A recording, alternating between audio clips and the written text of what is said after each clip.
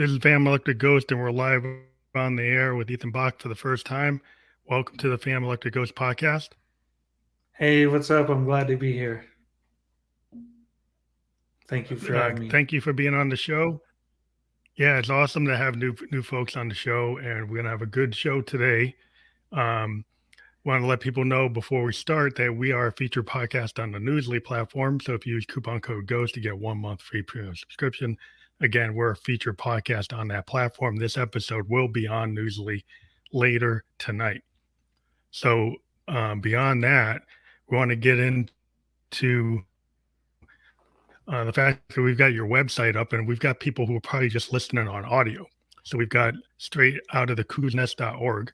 And for those of you, when the podcast is done, that will be fully clickable. So if people click on that, what will they find at your website?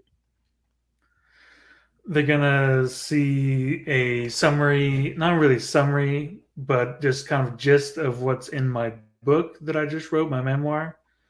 And they'll get a glimpse of my Instagram, of some testimonials from beta readers, which are surprisingly glowing to me. But and this just some more info on my Kickstarter that I'm starting soon for it, Mhm. and I'm sure I'm missing something, but there's many little things on there. Well, it's exciting when you start an enterprise. As a musician, we're always looking, to fund our next album. So we know about Kickstarter and all those fun crowdfunding type of apps. But here, the topic that we want to talk about tonight is getting lost in a Truman Show Delusion with Ethan Bach. That's the kind of the focus today, and we'll bring back your website. But yeah, we want to talk about like how this book came about. But maybe before that, you can talk about your life. You had a brain tumor at age 17, and it brought you some disabilities and issues and like all kinds of episodes that you want to talk about, known as like, I guess that you write about in your summary, the Truman Show Delusion. Maybe you can kind of step us back and however you want to approach that, and Mm. give us some background. All right, so yeah, I got a brain tumor the first year I was going to college. I was going to the Art Institute of Portland, and I was doing film classes and stuff, and I just started bumping into people in the hallway, bumping into friends walking past them, and I eventually went to my doctor, and he wanted me to get an MRI like that next day, and so I did, and I got a call from him personally that same day, which is never a good sign if you're wondering about those medical things. And that's when he told me, and so a brain tumor happened, and obviously I'm here, so I didn't die from the brain tumor, but it was dangerous for a while. And but after the brain tumor, I had radiation treatment from that, and the Mhm. radiation treatment is really good for some things, but it's really bad in other ways because the radiation beams are shooting through your head at many different angles, and that's ruining your brain in general, Oh, besides the tumor. And the first psychosis I had was because the doctors gave me such a high dose of steroids to make the swelling in my head, my brain go mhm. down. And I just slowly started getting more irritable and just crying more, things like that. And then just finally one night, it just kind of, my brain snapped. And I was basically catatonic for the first like 12 hours of it, but in my head it was like all this crazy stuff was happening around me, and it's just wild, you know. I can't. What else? What do you want to know about it? I guess. Yeah, I can understand. I mean, just to give my background is like I had a level 3 sarcoma on my back, Oh, and okay. when I was like 27, and the doctors did like thought it was a cyst. I was having an operation. I was actually awake because it was on my spine, so they kept me awake. Oh, And wow. the guy thought it was a cyst, and then suddenly I hear him say, "Oh," this is a sarcoma. Like during the And then I'm like, surgery? yeah, in the middle of surgery. And I'm like, oh, great. Oh, And so then like I have one surgery and then the next day they call me like the next day after I got home. And they said, you got a level 3 sarcoma. We got to go back in. But since we already did a surgery, we give you like a week to recover from the first surgery. And then you're going right in for a massive cancer surgery, like a wider area. You're going to be immobilized for months. And so that was a mm, big trip. And they gave me steroids. And I had that kind of issue with the steroids, making me freak out, making me kind of irritable. And I had a max dose of my lifetime dose of radiation. mm, But it was going wow. on my back. So I've got some limitations. I can't go out without a hat. I can't have my shirt off. But I didn't have the problems that you had. So I mean, I had that max dose going on my back. But I can imagine that Yeah. what that does to your brain. Plus the steroids. So it seems like they medically induced some issues for you. Yeah, and I'll just backtrack a little bit and say that my tumor was a low grade. I think it was grade 1 or maybe 2, but it was located the deepest in the brain it could be by the brainstem. So Mhm. no doctors wanted to operate it or anything. It's too risky. Yeah. It's always tricky, and it makes you feel like you were 17 and I felt like, at 27, I felt like, if you're a 27-year-old, you're a 17-year-old, you don't think something like that's going to happen to you. You feel like you Yeah. got your life out there, that you're like nothing's going to happen. Right. So what Mhm. did that, 17, I can't imagine what that must have been like. Cause you're not even, you're still a teenager. Yeah, I actually said like that exact sentence you were saying in my book, that you just no one thinks that's going to happen at that age, and somehow it did. And I was really lucky because I mean the my history with the brain tumor surgeries and stuff is kind of confusing, but I try and clear it up in my book. But at first, I just had a surgery to drain an extra cyst, and that relieved me of my symptoms. My symptoms, it was started with my arm, and then it kind of went to my hand, and it seemed that my hands is kind of interesting, stretched Hmm. out, and those kind of things. And so I got radiation. I forget where I was. I'm sorry, I was talking too That's okay. fast. But I think you were talking about some of the symptoms like that you were starting to see. Yeah, and so that happened with my arm, and at the same time, it kind of started happening with my right leg too, Hmm. because brain tumors affect you on the opposite side you have them on. So my right side is weak, my left side is Yeah. extra strong because that's the only thing I use mostly. And but anyway, at the time, I got a reckless driving ticket driving back from college because I just, I was driving with my right hand at the time was my dominant hand, but it's not anymore. And, it just started kind of shaking on the Yeah. wheel. And then my right foot was kind of shaking on the gas pedal. So I got a reckless driving ticket. And, but ended up getting cleared after the surgery because I went to court and I had a big brain tumor scar out of my head. So it was, So they could tell. Yeah, yeah. it wasn't any kind of like reckless behavior. It's a medical. But did the police treat you like it was a medical, or did they think you were a drunk driver or like under the influence?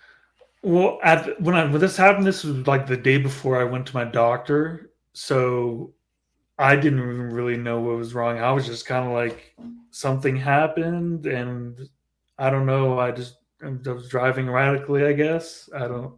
Yeah, it's a medical. I So mean, I hope they would treat it as a medical, but you never know how the police are going to act. yeah, they ended up taking off the charges and being nice about it and everything, but at first it was a little rocky. Yeah, it's difficult. So I mean, yeah, I remember being like not being able to drive for almost like a half a year after I got into my situation. Um, just because I couldn't, once I had my surgeries, I was like immobile. I think it had me Mm. on my stomach for months. I Oh couldn't wow. move. I couldn't get out of bed. So it was like, and the people were wondering, it like, because it was like on my spine, we didn't know if it had actually affected my ability to walk, because potentially you could lose Oh your yeah. ability to walk. And I Yeah. was able to I kind of projected because I was a mountain biker, and I was like, you know what? I don't care what they say. If I could lose my ability to walk or ride, I started to build a frame. Well, I started to buy parts from the computer. I was like tapping on my bed, and I would order parts for a brand new bike that I was going to build and recover go into recovery on this plan to build this bike and go back on the trail and bring myself back.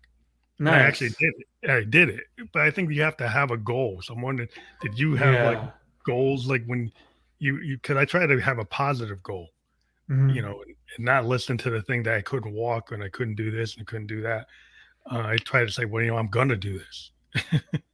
Yeah. I mean, at first, after I had the first couple surgeries, it was like I woke up and it was perfectly better again. I was fine and dandy for like a year before some more symptoms came back.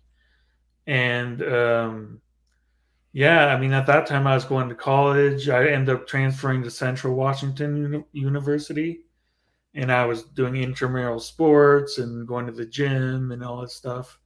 And that was, that felt great.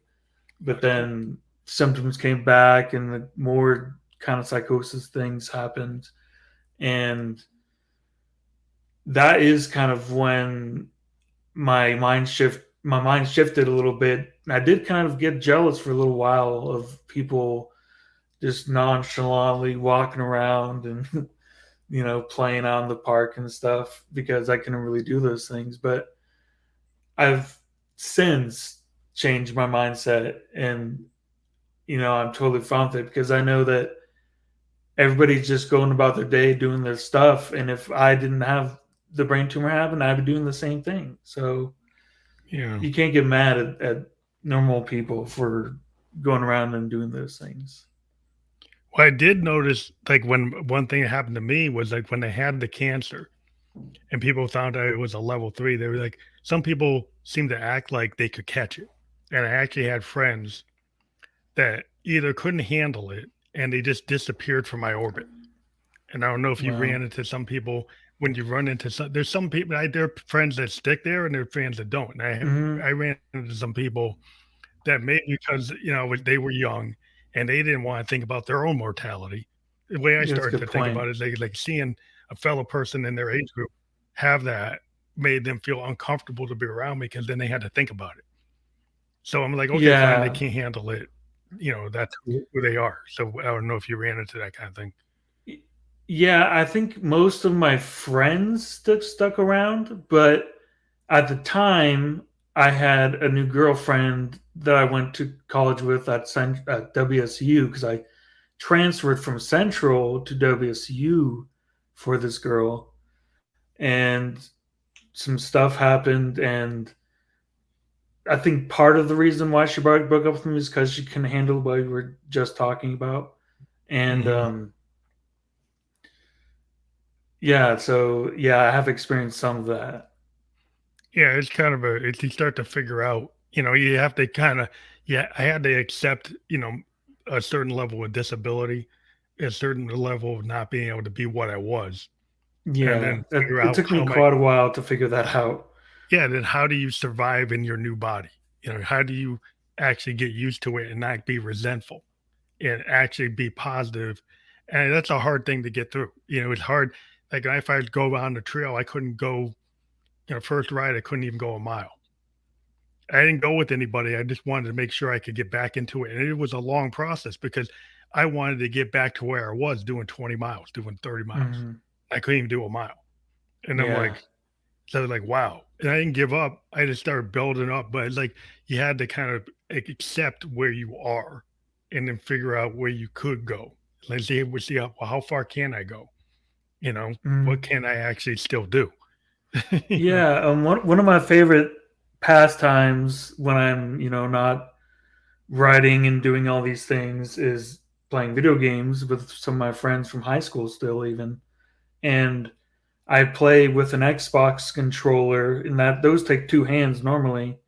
But I've somehow taught myself to play with just my left hand on the controller, moving all the buttons and stuff. And I don't know if you play video games or anything, Yeah, yeah, that's kind of hard. um, but yeah, whenever I tell people online, they ask me about it, and I tell them, and they always like, "What? We do that? Oh my gosh!" and stuff. So You have to adapt. You have to yeah. relearn. I had to relearn how to play piano, and that's a big thing for me. Like I'm a Oh piano wow. player, I'm a synth player, and having to learn how to do it again. And it was kind of like, wow, it's like I'm not able to do what I was doing. I had to kind Yeah. of relearn how to play it and how to Yeah. deal with the way Exactly. my coordination was. So I can get what you're saying because like you had to get that's like what you did on the Xbox, what I had to do with the keyboard. I had to do, I had to figure out how to do that again. And yeah, that people don't really realize, when people go through these kind of events in their life, some people don't understand the level of effort Yeah. it takes to get to where you wanna be again, or where people just they Yeah. don't take for granted. "Oh, I'm just playing Xbox, Yes. I'm playing PS5," and I'm like, they don't think about what it takes to do that, you know? Yeah. Yeah. Because I mean, at first, of course, I don't even remember because it was so long ago, 10 or 12 years ago, this happened, and it must have been really hard at first. But now it's like I pick up my controller and I'm just do do do do, and it's weird how that works. Yeah, you end up, like, figuring out like Hendrix, he was left-handed, so he restrung Mm. his guitar so it would actually work, like and he couldn't play it the regular way, he had to restring it, and then he actually learned how to Oh, play in a way that made him so unique, he still sounds unique today because he was that's able cool. because he restrung it, to be able to play it left-handed, and he ended up doing stuff that wasn't what your normal guitar player would do. He used his thumb to hold chords, to hold Oh, notes and be able to use his fingers at the same time, which is not something that's taught. He taught himself. So he came up with a new way because he was left-handed and people didn't want to show him how to do it right, so he figured it out. So I that's think that's the cool. I kind of didn't know that. creativity that, when you get motivated by like, "I Hmm. wanna do this," you go and you find a way to do it. Yeah, yeah. Because I mean, in high school, this I mean, high school after high school and college, I was living back at home after the brain tumor and everything, and none of my friends were really still in town, and my house was way out in the boonies, kind of thing. So I was just by myself, and I'm just gonna play video games and figure it out somehow, and I did. So. So I wanna get into one thing about but I'm not sure how, you came up with a term called psychosis journals and what you plan to do with them. So maybe you can talk about what is a psychosis journal and what are you gonna plan to do with it? All right, so every time you go into these mental hospitals, facilities, institutions, whatever people want to call them, um, they usually tell you at the meetings and therapist meetings, and they tell you to make a journal to just write your feelings, and it'll help so much. You can even draw on it. They'll say draw pictures, and so I always did that, but I always only did it in the institution, and I always like when I got home and I ended up feeling better. It's always like, why do we even care about having a journal? I mean that's for me. I know journals help a lot of people, but so I should have brought them all in here, but I only brought one with me. And Mhm. I'm gonna either make a second book of short stories just based on the journal writings, or I want to scan them and put them on my Kickstarter or website, something like that. And I could read a random one from you for Yeah, you. that's cool. Um, I just want to make sure I'm not like saying something too weird.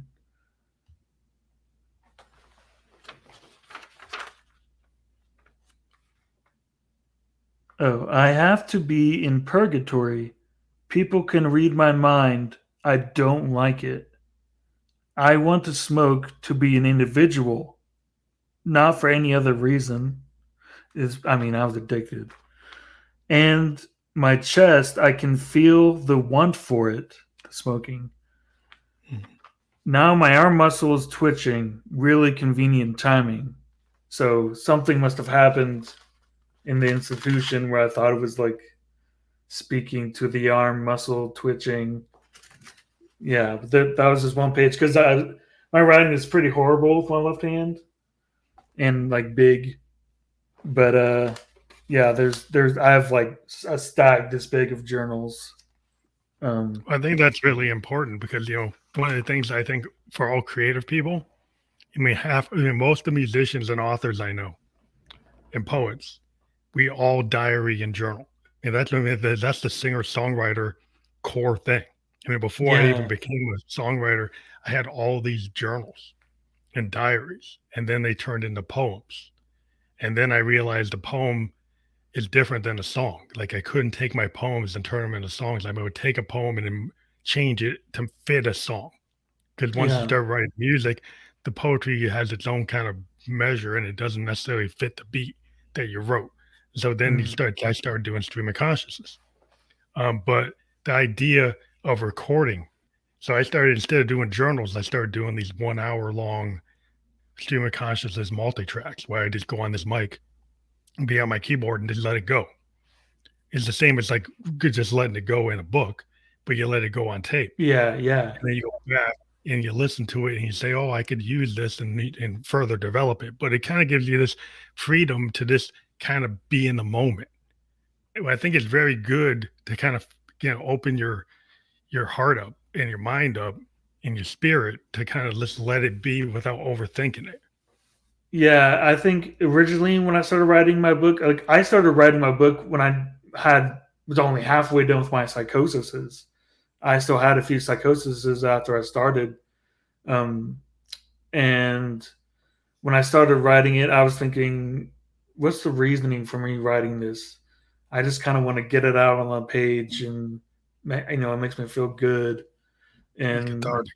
kind Cathartic. of have a history of me kind of thing. But now it's all, of course, I want to help caregivers, I want to help sufferers, I want to help squash stigma. Hmm. Um, it there's just so many things that I know that my story could help so many people from so many different communities and marginalized communities that um I kind of like taken it upon myself to write my book so I could do this kind of thing. Well, I think Um, it's interesting that a lot of people somehow sometimes think that creativity is meant for like, oh, you got to be a Stephen King, you got to be like Wordsworth, you got to be like William Blake. You can't like creativity is for all human beings. Like, and everything that each individual brings to the world is uniquely something that happened to them, and it's translatable. That's why singer-songwriters, in the punk movement, you think about that, like, they didn't have perfect pitch, but bands like The Clash and the Sex Pistols, they kinda connected, and the Ramones, because they were honest. They were just saying what they mm, felt, and then they found out there were kids that like, "I don't need them to sing like Marvin Gaye. I don't need them to sing like Diana Ross." If they're honest, it's like Kurt Cobain connected because yeah, you can be honest and be an artist. You don't have to be perfect. That actually not being perfect is actually shows the world and you get people to be relatable. So that's why I think it's like anybody that wants to sit down and start writing, it's valuable to humanity because yes, you're gonna have something that you're gonna have. We're all humans, so you're gonna connect to somebody, and you're gonna say yeah, something somebody really wanted to say, but they were too scared to say it. yeah. Because there's a lot of stories. I recently had a friend that like he's in the books in some capacity, but of course his name has changed and all that kind of stuff. But he was kind of scared about how he might look, and I was thinking to myself, there's so many like embarrassing and like horrible stories about things that I did that I should be the one that's scared or whatever, but I'm not really. I just I don't know. It's for a bigger purpose kind of thing. Well, you tell the story. I mean, there's a lot of there's like people that there's a Rolling Stone journalist that was a Gonzo journalist, and he would go on. Sometimes he would write about his LSD trips, and people thought it was outrageous, right? But it's kind of like what a Jack Kerouac kind of go out on the road, kind of experience life, be out there on the edge. But it's like sometimes the world needs to see things that maybe they don't think they want to see, right? Yeah, And so there's exactly. there's certain standards and certain things that people have already done. What's the point of doing something that somebody's already done?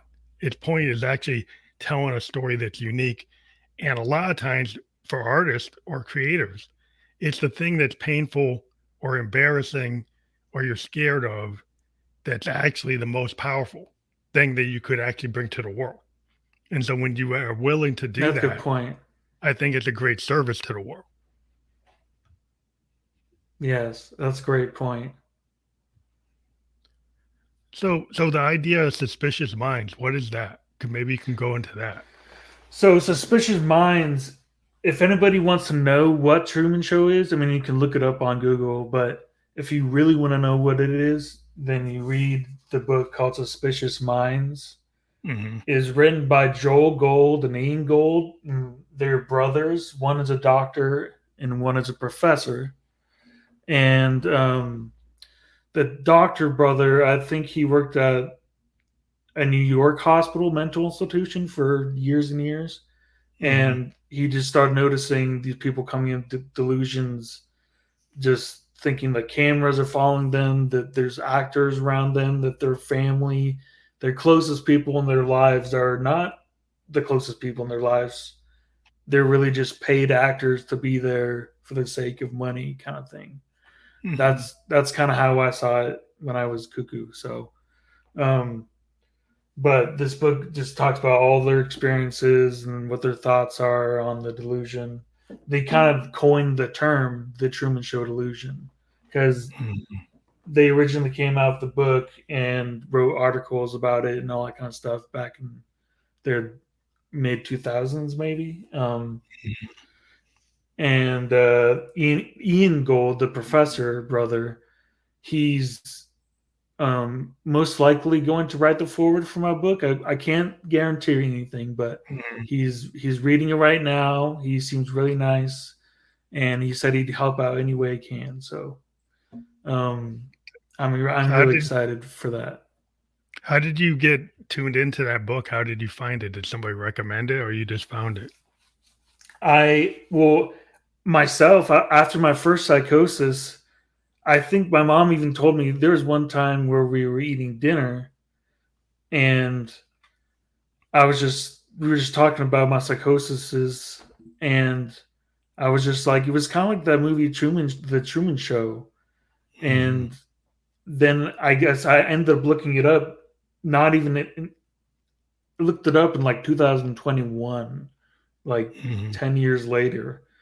And I just found there's a whole book on it and everything. I was like, oh my God. And so I ordered it right away and got it. And then I emailed the brothers and said, can you do something to help out with my book? Or you guys are amazing in what you do and everything. So it's worked out so far. That's interesting how you can find things, that you it's like conversation can trigger things, as a creative, like I get triggered into my art experiences from, doing podcasts, from talking to people. Like one of the reasons that people say, why do you podcast if you're a musician? You could be behind myself on my board, right? Why would I take time to do that? And what I say is like it's kind of like Jack Kerouac could be like, why do you go out on the road? Because you want to experience life and you need to talk to people. So a podcast, like, because of the pandemic, the podcast was a way for me to kind of go on this Yeah. virtual road and meet all these people, having all these conversations, and it actually feeds back into my creative process. And I was like, oh wow, I should actually think about things in this way. because every time you talk to somebody, you get a different perspective, a different worldview. And I think Yeah. that's very important. Like when I talk to writers, they're like, yeah, I want to get my worldview out there because I think I have something to share, you know? Yeah. And, and I think that's why I like to talk to creative people because you get these points of view that if you're just in your narrow lane, you're just going to keep on doing the same thing. Like if Yeah. you get out there, you get feedback, then you start to realize that you can kind of incorporate things that maybe you weren't thinking about, right? Yeah. I mean, I'm not going to get political in any way, but I'm just saying that with the political world today, like we need more perspectives and people sharing their experiences, kind of stuff. So, Yeah. Yeah, yeah. that's my point exactly. Because like, there's certain people want to get into a regimen. They wanna say, "Well, you stay in your lane." And it's why most of the people I got inspired by are people that chose to not stay in their lane, like, as artists. They're willing to do something like Hendrix.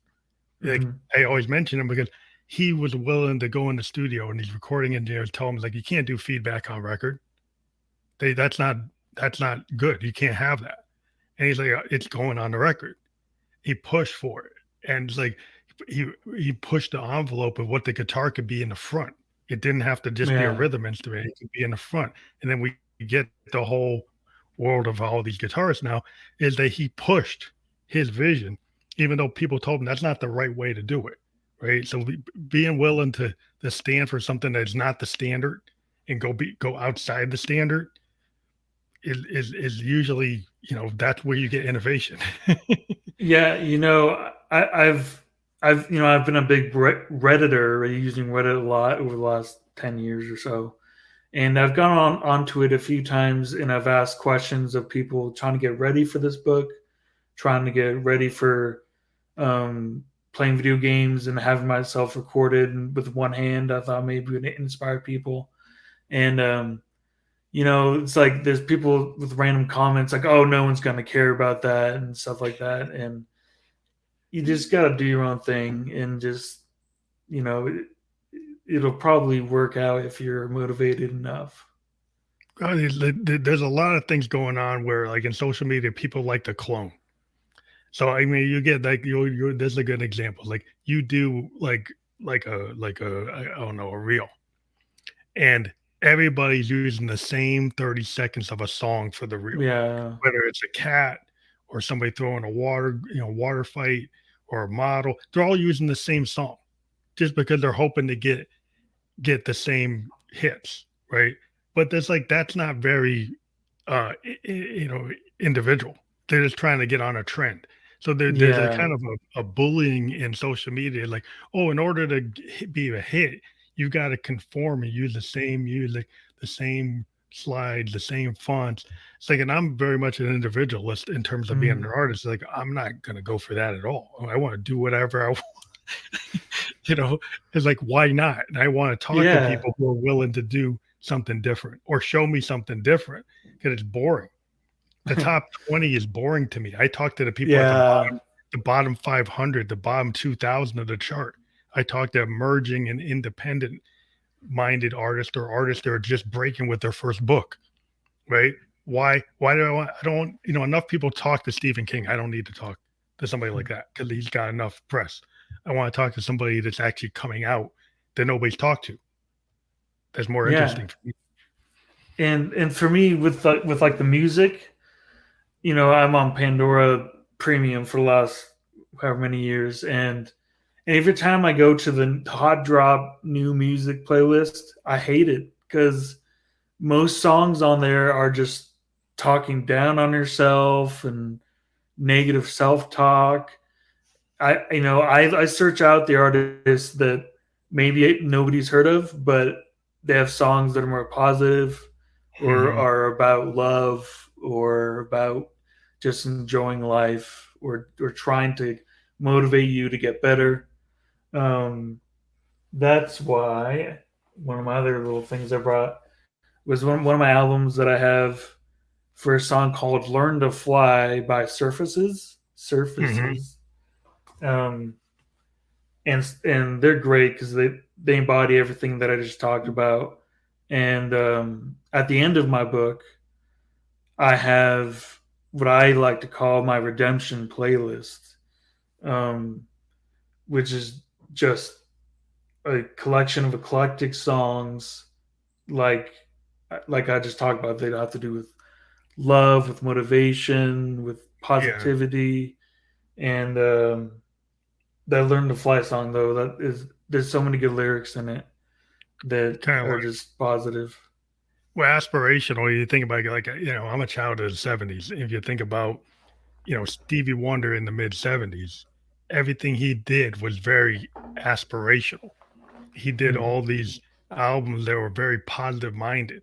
They were talking about things in this kind of very that you don't really hear in popular music as much as like he had like these big albums that were talking about things that were more spiritual, things that were more beyond just, just like yeah, something like a song can be silly, but he was trying to be, Yeah, bigger than that.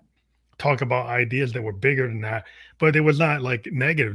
They had rhythm, they made people dance, they made people happy. But he I'm was kind actually had a of message of for some reason I'm positive. blanking, and I know his music. So, what are some of his Yeah. most popular But songs? when someone like, Love's in Need of Love Today, which is a Oh, song okay. that was used after 9/11. And it was Mm, actually really big in the '70s. It's actually a very aspirational song talking about how people should be like love each other and not hate each other. And it's in the mid '70s, and the Vietnam War is yeah, going on, all this stuff. And he's yeah, talking about, love is in need of love today. You need to send your love, like people were sending money to, people who overseas. It's like you need to send your love to like bring love back up. So he's pushing these very positive type of ideas.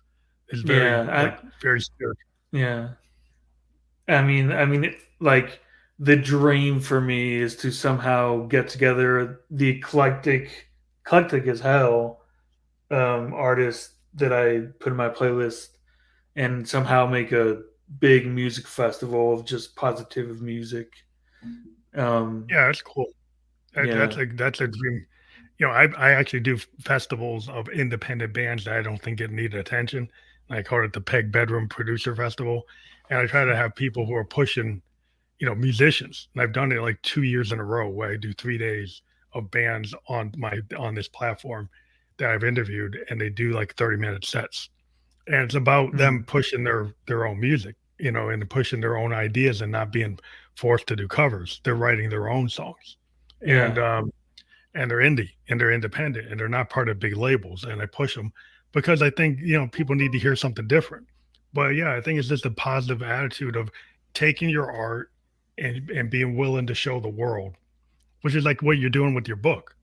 yeah, And like you're taking the idea of the Truman Show, and you're taking the Suspicious Minds, you're taking your own experiences, and you're showing the world your own interpretation of the things that happen to you, but also being informed by other things, which is what yeah, an artist does. That's what an author does. yeah, yeah. I've really put up my all into this thing, and it's taken 2 years, two over 2 years to get to this point. I spent a year with a book coach named Kim O'Hara, and she's wonderful. And but even after I got done with her, I've had another family member who um, reads scripts in Hollywood and Mhm. or used to, I think. But she's been helping me edit the book even further to just make sure it's as crisp as possible and stuff. So shout out to Carrie. And you were talking about earlier, like beta readers, and I've talked to a lot of authors that they really find their input valuable. Did you so how you got introduced to that beta reader group of Yeah, folks? I didn't even know that beta readers was like a real thing, a term, until Kim told me. Kim, my book coach, and yeah, they did have some negative things, but I've changed those. That was like a year and a half ago.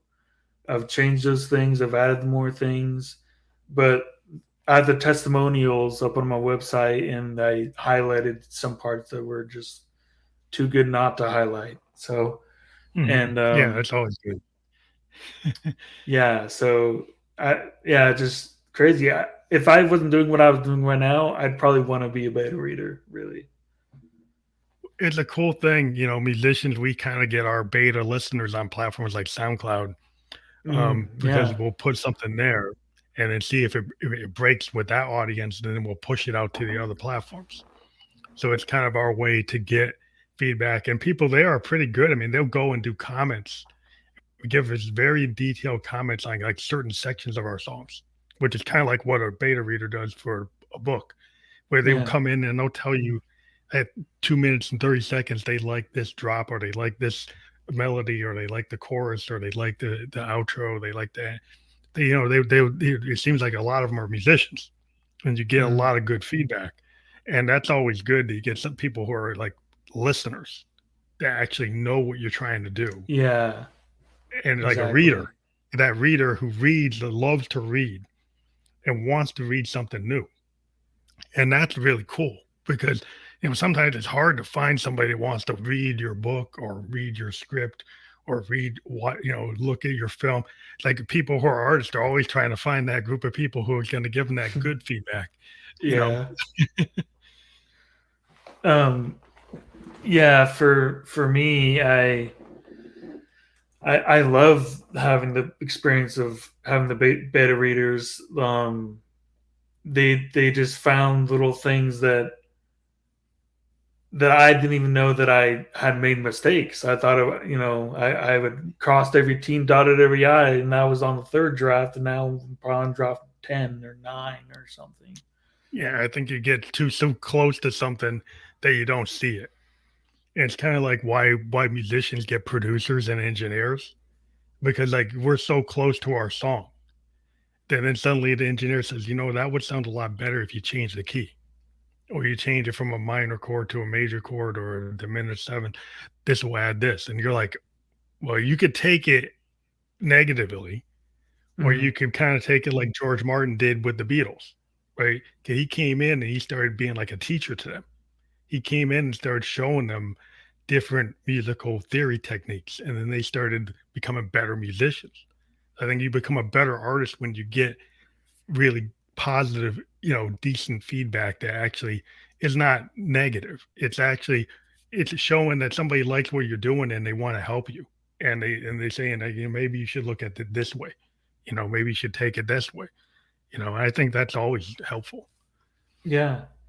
Um, Ever since you mentioned the Beatles, I've just been smiling because uh, they're kind not like important to my story, but there's some scenes with the Beatles because in Truman Show Delusion, I thought I was meeting celebrities every Hmm. day, and the Beatles, I've always loved them for years, so they spoke to me pretty much, and they told me that things were happening, and I think that at the time, of course, it was very freaky and kind of scary, um, but it's pretty funny in the book the way I wrote it. Hmm.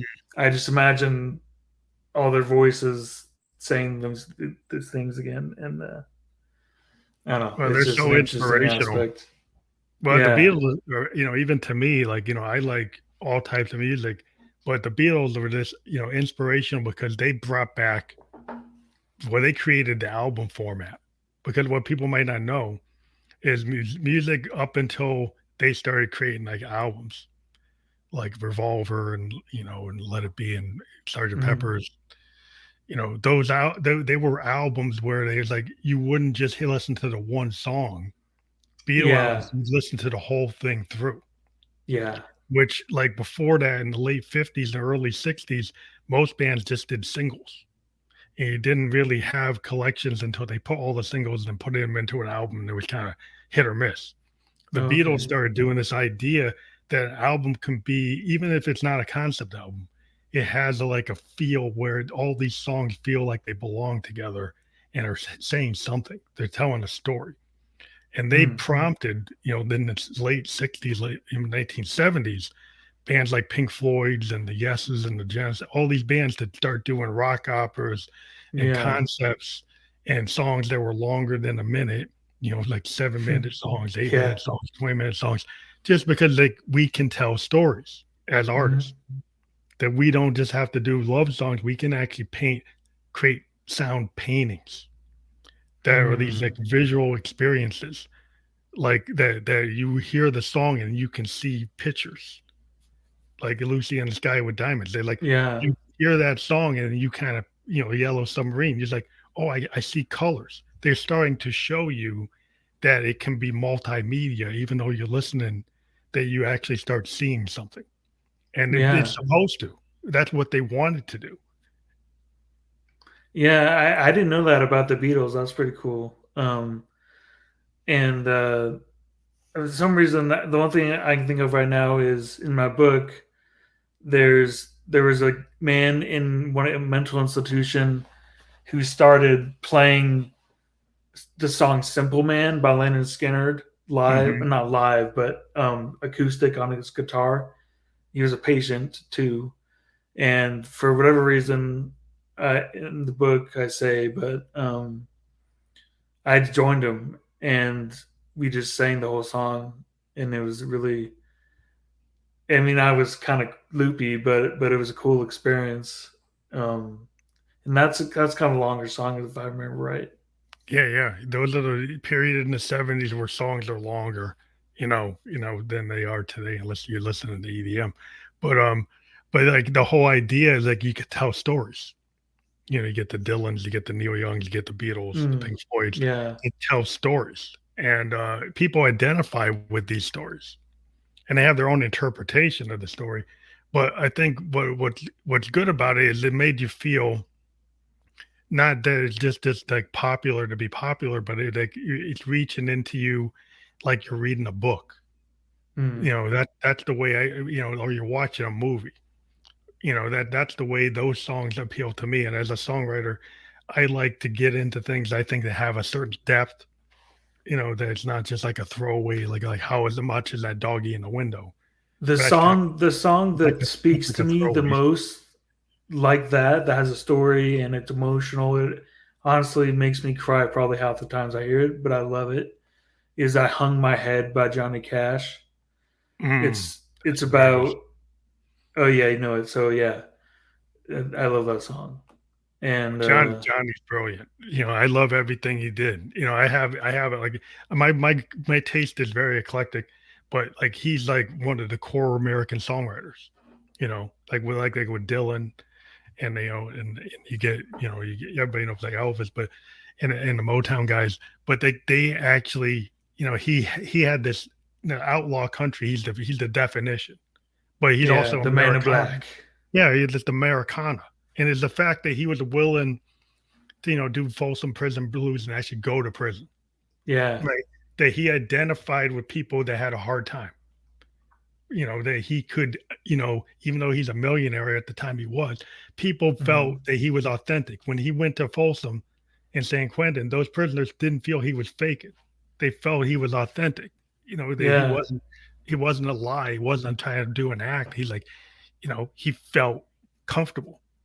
Yeah, those live recordings, you can really tell those inmates get into it. Yeah, it's not a joke. They feel they had a kind of kindred spirit. They felt that he understood them, and he did. Because Johnny had a lot of problems. He had a Yeah. lot of issues, and he Hmm. was able to kind of tell that story, and people felt it. And I think that's as an artist and a writer, when you can take your experience and connect, and it's a service. What you're doing with what happened to you is being able to connect and have everybody feel that like there's nothing wrong with me telling this story. Hmm. This is what happened, right? And I'm not going to Yeah. be worried about it. And it might be, you know, shocking, or it might have different parts of it that you're kind of, oh wow. But it's like that is life. Life Hmm. is not always, you know, a nice neat box. That is very presentable. Yeah. You know. As I've ramped up my like marketing sort of with my book and stuff, The dialogue has kind of been opened up with me and my family a little bit more so than ever before on mental health and drugs and stuff. And it really feels pretty good to talk with them openly like that. Um, More so than like ever before. So yeah. So what were some of the scariest or funniest moments, and maybe you want to take one at a time, but or if they're combination that happened looking back? Um, I feel like there's too many funny moments to choose, but for scary moments, that the first 12 hours that talked about when I was kind of catatonic in my bed, Hmm. that was probably the scariest. Because I just believe so many things were happening towards the end of the night. I thought there were people coming in the house with chainsaws and killing my family outside my door, and my dog was dying outside my door by a chainsaw. And I mean, I don't like the sound of chainsaws now. Um, but there's so much more to go with that than just that part. But that was the scariest thing. I'll just say this one funny part was the first famous person I thought I met was. I'll tell a story. I was in an institution. I was going to the Commons to read a magazine, and I sat on the couch. There was a man across from me, also on the couch reading a magazine. The magazine was kind of like in front of his face, and it was Sports Illustrated. I didn't think anything of it. And then I glanced up, and I could see his face behind it, and to me, it was Adrian Peterson, the NFL running back. And Wow. he was African American, had a bald head. That's it. The delusions were kind of like they were real people that maybe sort of looked like the actor, but it wasn't an actor at all. It was just a regular person that maybe sort of had a similarity here or there. Hmm. Um, but so he's sitting there reading his magazine, and I'm like, "Oh my god, are you Adrian Peterson?" And he was like, "What?"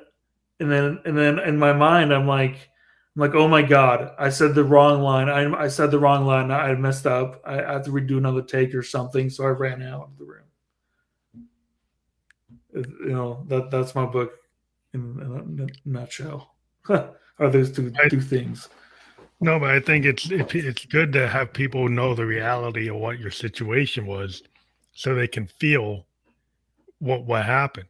Because life in itself, people write fiction, but there's a lot of things in life that happen to people that that people are scared to document, and it actually can give a lot of information to people, let people know, like somebody might have similar experiences and is too scared to tell anybody about it.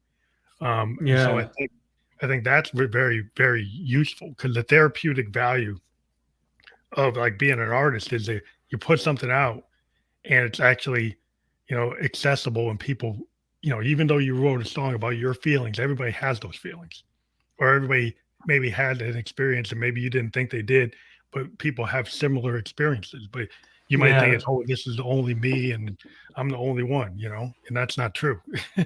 yeah. When I read Suspicious Minds, I was just blown away that many people have had the Truman Show Delusion, and that inspired me to write my book partly. And yeah, just amazing that for a long time while I was kind of half going through the psychosis and a little bit after, I was just thinking like no one else is going through this. I'm alone, and I was kind of going down drinking and stuff like that.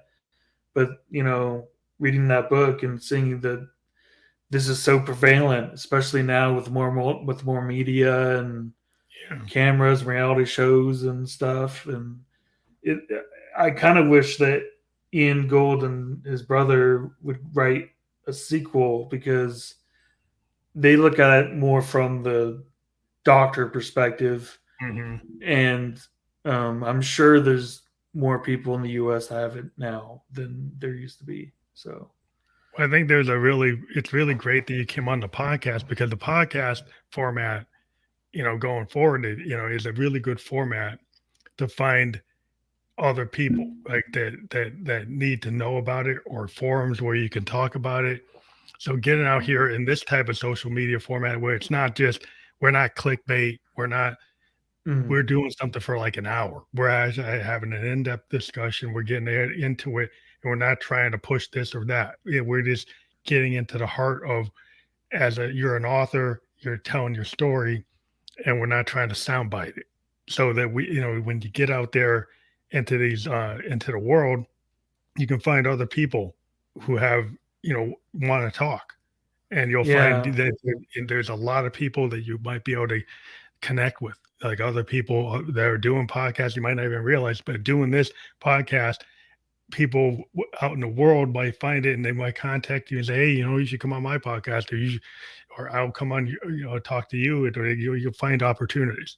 And that's kind of what the world's about, is connecting here on the web, is finding a way to connect to like-minded people no matter where they are. Yeah, I didn't even think about that. That other people could just find me that have had Truman Show Delusion from this podcast, this exact podcast, and we could connect that way. And yeah, that's amazing. Well, we'll do our best to get it to our audiences so that you get, people checking out your website. Because, if we go mention that again, it's straight out of the cuckoo's nest.org. That'll be fully clickable. And And make sure it's straight, as in straight jacket. So mhm, there's no GHT. yeah, It's just AIT. but they'll be able to actually click that, and it'll actually go Oh, right. okay, okay. So it's like right now for the people on audio, you spell it out, it's STRAIT out, OUTTA, the cuckoo's nest.org. Yep.